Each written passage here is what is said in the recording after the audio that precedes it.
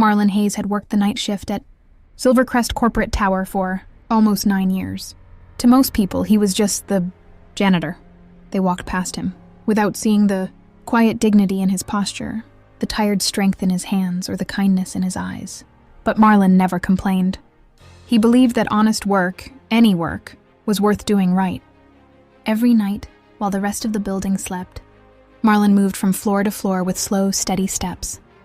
Not because he was lazy, not because he lacked energy, but because Marlon carried the weight of years of hardship, the kind of pain that never left your bones. At 62, his knees ached, his back stiffened easily, and his left shoulder had a permanent pinch from an old construction injury, a job he'd lost long ago when the company downsized.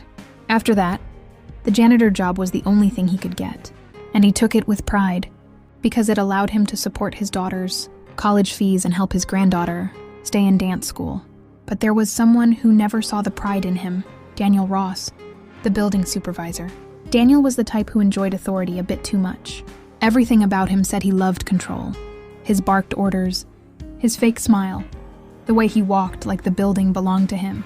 And ever since Daniel got promoted 6 months earlier, his behavior toward Marlon changed. What used to be short instructions became constant criticism.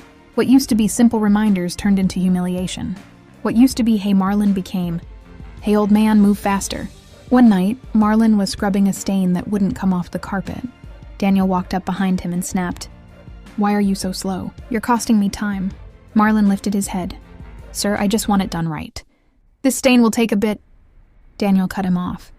"Excuses. You're just slow." He walked away with a smirk. Marlon swallowed the hurt like he always did. But the words were sharper than usual that night. Not because they were new, Daniel had said them before, but because Marlon could feel the threat hidden underneath them. A week later, the threat became real.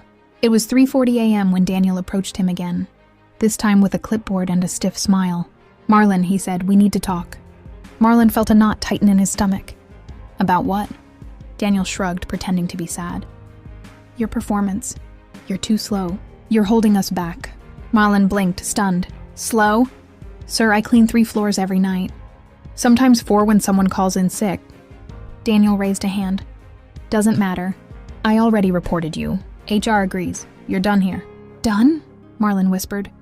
"After 9 years?" Daniel nodded and took a cruel pleasure in saying, "You're fired. Effective immediately."